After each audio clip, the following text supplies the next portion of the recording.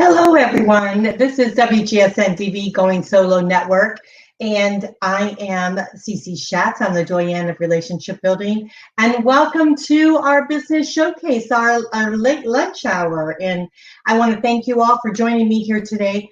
Unfortunately, we've got our wires crossed, I guess, a little bit with our guest. We had a wonderful guest plan today, Master Ming Tong Gu, and he's with the Chi Center of Wisdom. And he was going to actually help us to reduce some stress with regards to the coronavirus. So I do apologize for that. So what we're going to do is, because here at Going Solo, we know that we just have to hop over whatever log gets in our path, and we just keep moving on, right? So we're going to talk about tips of working from home. I have been working from home for quite a while now, and I love it. But there's also some disadvantages of working from home. So we're going to talk about some of those tips. I came across a really great article here. It was actually 20 tips. I don't know if we're going to get all through it, but 20 tips of working from home by Jill Duffy. And you guys can find the article at PCMag.com. So it's on PCMag.com. So I want to thank very much for this terrific article, which is actually very good.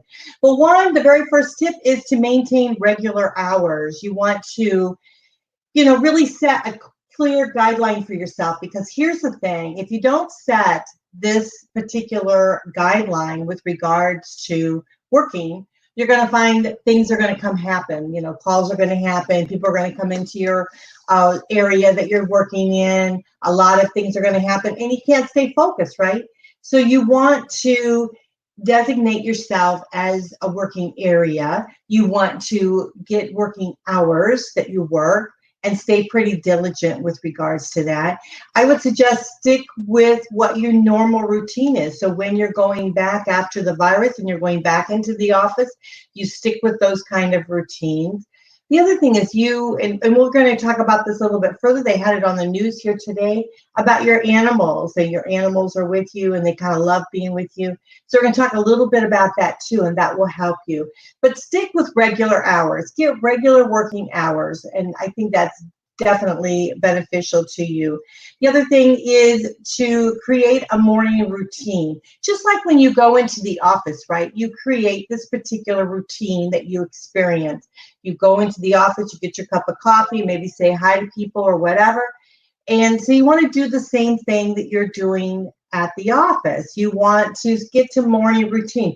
Go through your calendar and see what you didn't accomplish the day before, what you need to accomplish today. Get your morning lined up. Get your coffee lined up. Get whatever calls you need to make out of the way. Get a routine that you normally do that keeps you focused on work. Because the thing is, when we start having a routine in place, it just starts to become automatic to us, right? We don't think anything different about it. And those of you that don't know, I own Going Solo Network, and I also have a co-partner, Christopher Smith, with our dating element that we have with regards to everything that I do. But here on Going Solo Network, we have the radio station, which is goingsolomedia.com, and I am the president of that organization. So anyhow, so again, let's talk about some of these great tips that we have. Then the next one was set ground rules for people in your space. I think that's very, very key. I struggled with that myself, because when you're working from home, it's just nothing to just pop right in, right? Just pop into the office for a minute. Then next thing you know, it's 5 minutes, then it's 15 minutes, then it's a half an hour, and it breaks your concentration. And what I think people don't always get when you're home is that concentration. When we're working on something, especially if you're creating something, you are very focused on what you're doing. And so every time something interrupts you, whether it be the phone ringing, somebody coming into your space, changing that mindset, it takes you away from what you're actually doing. Then you've got to take a few minutes to get back into that mindset again. So you really do want to set boundaries. You want to say, listen, this is my space. This is where I'm going to be working. These are the rules that I have to work by. And, it can be such joy to work from home, but it can also be a very difficult thing if you don't start putting the elements in play that you need to do to be able to work from home. Then the next one is schedule breaks. Now, this is where I think element is very important. And I, again, struggled with this. I struggled with setting breaks for myself because I would get at this desk and I would get busy into something, and I wouldn't realize that I had been working hours and hours and hours. And sometimes, it's like, okay, you got to go to bed. So you got to really schedule breaks. And here's the reason why. Is because sometimes you have to let your mind rest and you got to get your limbs moving, okay? When we're sitting at a desk all day, we are not moving our legs, our feet, our arms as much. Our shoulders will start curving over because we're at the desk a little bit. So we need to start getting our limbs moving. So it's a great time to get up and take your pet for a walk. It's absolutely wonderful to be able to do that. Oh, he's calling me, but he's not coming into the platform. So let's see if we can salvage this. He's got to come into the platform to be able to work to do this. So, yeah, I think we're going to have to reschedule him as much as I hate to do that. So, but yeah, so anyhow, we need to get our limbs moving, our arms going, our things going, because if we don't, then what happens is we start to swell up, right? And things don't really happen for us. So what we want to do is want to take our break. The reason we want to take our break is because that is what we're doing at the office, right? We set our mindsets as working, and this is what we need to do. So what we'll want to do is this is a great time to be able to start walking your pet. Take your pet for a walk. And so this way you're getting regular routines for him or whatever, and you're starting to do things. I would suggest that on your pet, don't have your pet necessarily in the environment that you're working all the time. If you're going to be going back into the office, if you're going to be sticking and staying at home working, then that would work out fine. But dogs, are human creatures, we get used to something. And so what you want to do is you want to create boundaries for not only people, but for your animals. And so what I would suggest is, like, if you're in a bedroom like me, I set up my office right here in a bedroom. And so I shut the door. You would have the pets in another room, and then you could come out and take a break and take them for a walk. And that would be a nice treat for not only you, but for them. So you want to take a break so that gets your limbs moving, your legs moving, your mind free, and that's way you can actually take a decent break. And that's certainly something that's very, very important for you. Okay, so the next one is take breaks in its entirety. Okay, so a lot of times what we do is when we take a break, we just take a short little break, right? We don't really use the whole maximum amount of time. And so we want to take enough break that it's going to allow us to be able to have that mindset, really close down our minds a little bit and be able to be a little, especially if we're creative, right? You want to be able to allow yourself to be open a little bit to be able to move forward in whatever it is that you want to do. So you want to take your complete entirety break. And so if you want to take a lunch like you normally do, you want to take a breaks like you normally do. And I think that would be very, very, very important to you. Also leave home if you can, go out, get some fresh air, go outside. Like we said, walk the dog. That's a very good thing to do. Don't hesitate to ask for help if you need it. That is the biggest thing I think we do when we're stuck at home. We don't always ask for help. And so if there's something that we need, especially in our work environment, we need to reach out to other people. Because believe it or not, there are people out there, just like you and me, working from home that, number one, could use a break themselves, could use a diversion of some attention. They could also have the wisdom to be able to help you and feel good about it. So if you need something, if you find that you're stuck at something, not only should you reach out to people that you might know, but reach out to your employer and let them know, hey, I can't get my job done if I don't have this, this, and that. Let's say your internet speed is not up to par. reach out to them and say, listen, I need to bump up my internet speed. Maybe they can, pay for that during the time that you're home. They want you to be as efficient as you possibly can and create as much work and whatever that you need to do. So if you need something, you should definitely let them know. We talked about a designated office space. It's very important that you have your own space, that you are going to hook up all of your equipment so that you can just leave it at the end of the day, or leave it at your break, leave it at your lunch, and everything is designated there. It's really terrible when you got to shut everything down, move everything, and transfer everything at the end of the day. So you want to try to create some sort of designated space for you. Maintain a separate phone number. That would be really great to do if you can do that. If you can't do that, here's a suggestion. Go to Google. If you've got a Gmail, and that's another thing. You could set up a separate email for your work, right? Go to Gmail, set up the email, and then get a Google number. And this way you can use that number for work. I actually use a Google number for my online stuff, because I have my own private cell phone number. And then what I do is I have the Google number that actually goes in, and people call me from that number, and it goes to my cell number, or I can direct it to any number that I want to do. If I'm traveling, that's been very helpful. So I could do that. So that's also good for dating. So if you are out there dating, that's a good tip for you, is to get a Google number and then just have it transferred into your regular number. And then you would feel more comfortable with that. So the next one is, let me get to the next one. Socializing with colleagues.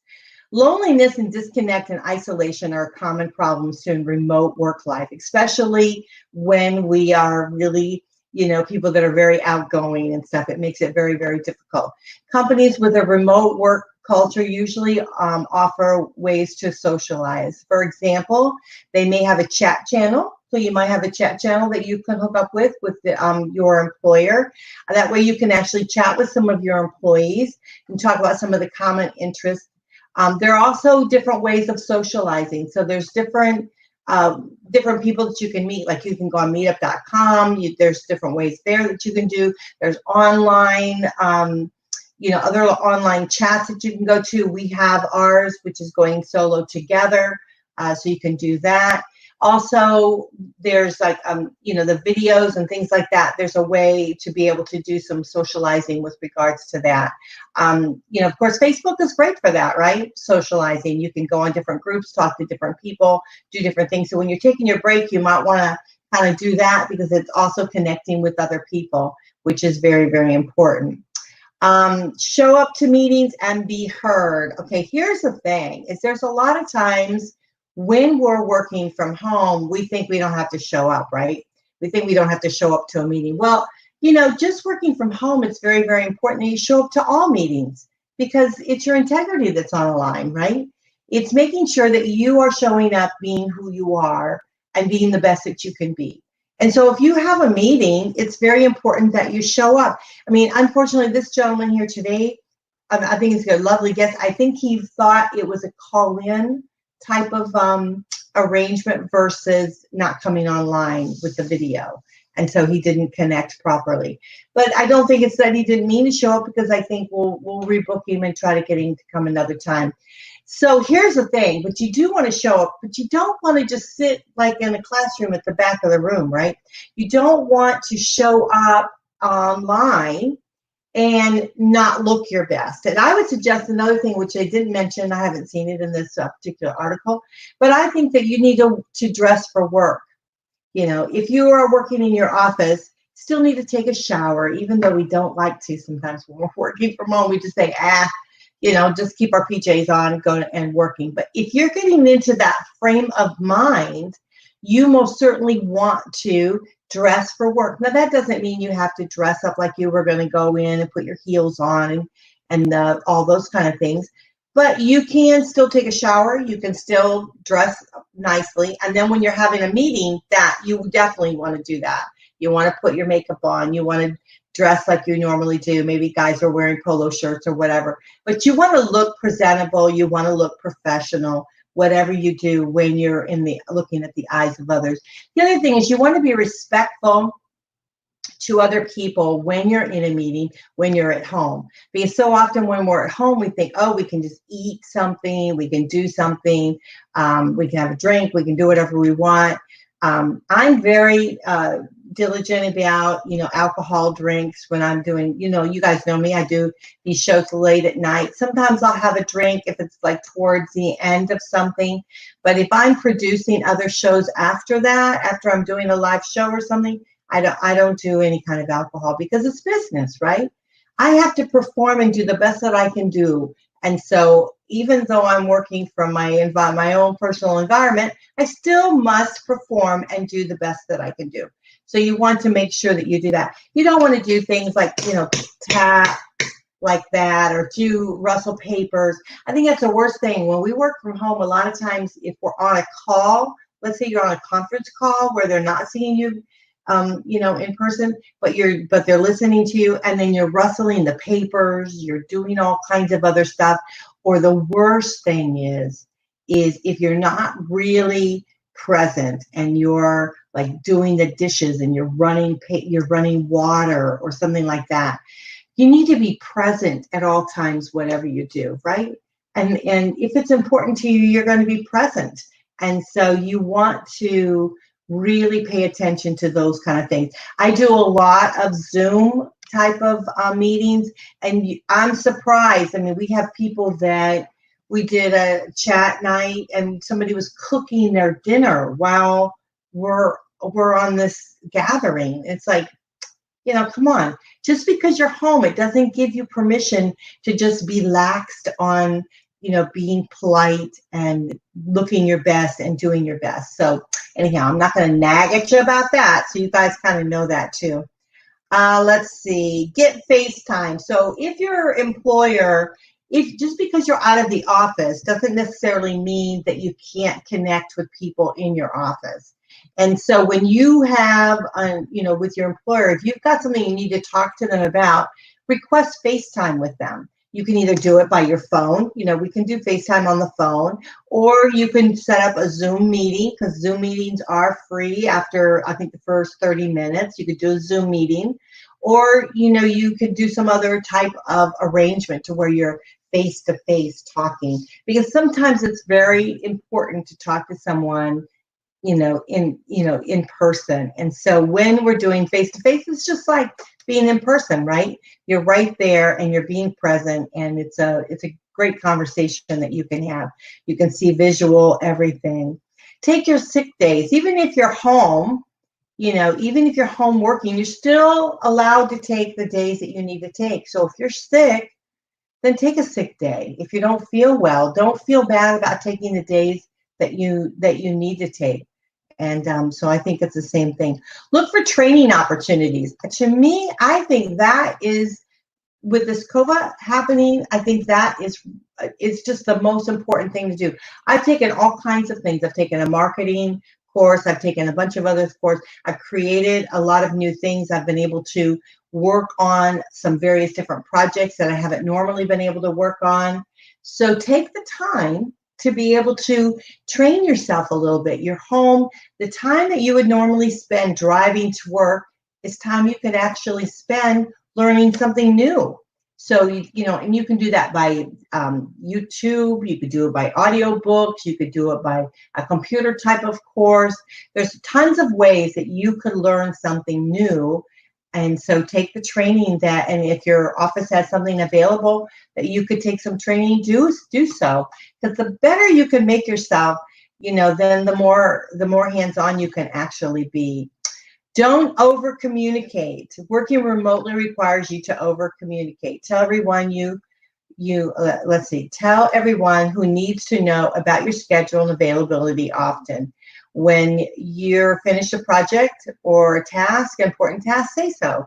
So over communicating doesn't necessarily mean you have to write 5-paragraph essays to explain your every move, but it does mean that and to repeat yourself. So, I think that happens a lot. We send out emails. We tend to send out, I get tons of emails, and, it's like just get to the point, right? Just get to the point of what it is that you have to say. And the beauty of an email is that it's there for them to look back over if they need to find some other information that they need to gather at another time.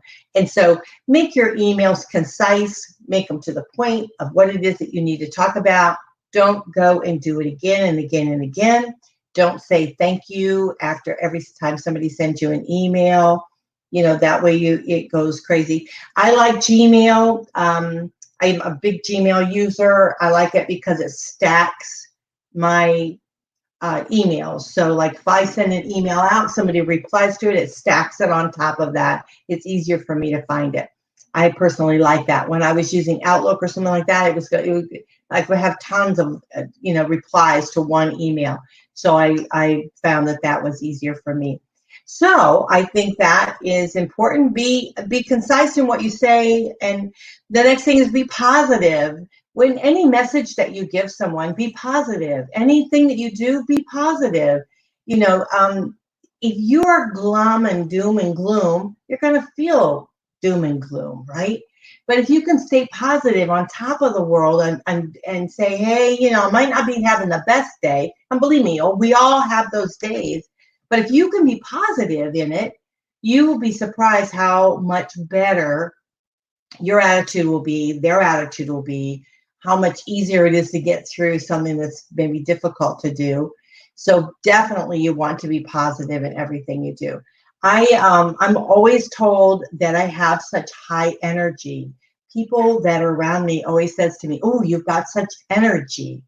And I take that as such a compliment because that means I'm giving off great vibes. I'm giving off something that is worthwhile, right? And so do that to other people. Keep your energy level high, your positive energy high, and keep it up there and keep it going. I mean, we all have those days, and when we do, then we have our friends that kind of boost us up and help us get through.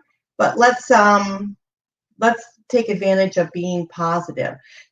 This one here, take advantage of your perks. So if you've got any particular kind of perk, okay, then take advantage of it. To me, I think it's a big perk to work from home because I have my own refrigerator, right? I have my own, in my office, I keep a little refrigerator over there that has the drinks that I like to drink. That to me, that's a perk. That's a perk that I have. The freedom that you have when you work from home is pretty awesome because you can take breaks when you want to take them. You can work hard and concentrate on something if you truly want to do that.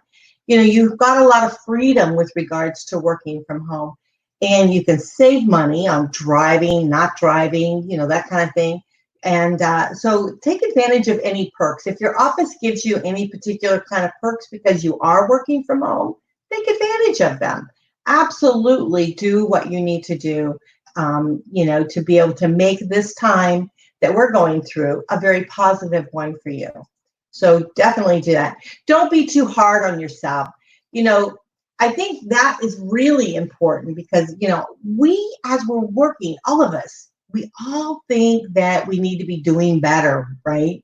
We all say to ourselves, oh, I want to do this, I want to do that, I want to do better. Well, here's the reality. It is what it is, and you're doing the best that you can do. So just say, hey, I am doing the best that I can do, and tomorrow will be another day. I will be able to enjoy it and do things a little bit differently the next time. So don't be so hard on yourself. A lot of people will cut you some slack if you just ask them, say, hey, I'm having a bad day, or this didn't get done, or, I'm trying to get myself, adjusted to working from home. If you just be honest about how and what things are happening to you, most people will forgive you and they'll say, yeah, okay, no problem. We'll move on from that. Is it everything that important that it has to be done immediately? I used to work for someone a long time ago. Everything wasn't important. And finally, I just said, hey, if you could truly, honestly tell me what the priorities are, because I only have so many hours in the day and I need to know which is the priority, because everything is not a priority. And so the reality is that, we all have work that needs to get done, but just figure out what your priorities are and figure out what needs to be done and then work on those things first. And don't beat yourself up if you don't get it done. It's just something that really happens. End your day with a routine. Again, it's all about the routines. When you're working from home, that's what's very, very important. So just as you set yourself up in the beginning of the day, close yourself out at the end of the day. If you need to go in and look at any emails that need to be addressed before you close the door for the evening. A good thing it might be is to change your email when you go to leave, for the night. You can say, that your office is closed or whatever. If you need to reach me right away, maybe leave a number or whatever, but you could close out your email, say, I will address your email in the morning or something like that. You could have an email that goes to that. So this way you close out your day, but set yourself up for the next day, right? Whatever you need to start working on for the next day, have it available to you that you need to do that. But just close out the day properly, and that way you get it done. Let's see. I think our very last thing today is make it personal. Let's see. When you work from home, it's your personal space. It's all about you, and you're creating whatever it is that you're working on. So you make it personal. Make your space one that's good for you. Like, for instance, in my particular space, I have a lot of equipment, which makes it very warm in my office. So I have a ceiling fan that goes on. I also have another fan that I can turn on if I need it, because all this equipment gives off a lot of heat, a lot of energy. So, but I also have things within here that are personal to me that I like. I have, as you can see in the back, I have the bookshelves and stuff. And most of those books are relating to my work that I do. I have things up there that I enjoy. I have little inspirational quotes that are around that I enjoy. I make my space my personal space. And I also have my jars, so that, my shaking jars and things like that I have in my office. So make your space your space that you can enjoy, one that you like being in. Because you're going to be, if you're working from home, you're going to spend a lot of time there. And so just as you do in the office, you want to make your space something that's comfortable for you. Well, I hope this helped you. I'm sorry about our show today that we didn't get to speak to Master Ming Tongu, and I'm hoping that we can reschedule him for another time. It's just kind of, when we're in the middle of things, things happen with the internet or whatnot. Maybe he didn't realize that it was a live show. So, but we hope that we can reschedule him, because I think it's very important what he was going to share with us about healing and about reducing stress. I hope that I helped you a little bit today with tips from working from home. So I hope you enjoy the business showcase today. So again, you guys are listening to WGSN-DB Going Solo Network. This is the business showcase, the late lunch hour. I am Cece Shatz, a Doyenne of relationship building. I'm also the president of the organization Going Solo Network, Inc. And all that you see here, our website for the radio station is goingsolomedia.com. We do radio, we do live streaming radio, live streaming TV, and we also do podcasting. And so we hope that everyone that would like to maybe bring a show forward, we'd love to have you. So we would love to be able to bring any content that you want forward within reason. So we want to make sure that it's for our audience and our wonderful listeners out there. I want to share with you that our listeners are worldwide. We have hosts in several different countries, and we are listened to in various different countries around the world. So we want to thank those listeners that do listen to us each and every week. We do appreciate it, and also come on our show. We have over 200,000 listeners a month now, and I want to thank you so much for that. We have various different platforms that our shows are played on, so our listeners run a gamut from all around different places. And so we want to thank you all. You're all so very important to us. So again, if you guys want to reach me or send me an email. I would love to hear from you at goingsolonetwork@gmail.com. You can send a comment there or let us know what you think about the show, anything you'd like to see. Or if you'd like to be a guest, we'd love to have you. If you'd like to have your own show, we would love to work with you to try to get you to come forward. Again, we do live streaming radio, so you don't necessarily have to be on if you're saying, oh, I can't be on the video part. So we do the live streaming radio. So we do have shows that are just simply for the radio. And then we have ones that we do live here on Facebook and on YouTube at the same time. So guys, I hope you enjoyed the show. I hope you enjoy working from home. I know I do. It gives me a lot of freedom. I feel comfortable in the space that I'm in. And it allows me time to be really creative. And so I hope that you enjoy it also. So any questions that you might have, again, just email goingsolonetwork@gmail.com. I am Cece Shatz. You're listening to WGSN-DB Going Solo Network. This is the Business Showcase, and I'll see you back here next week. Bye for now.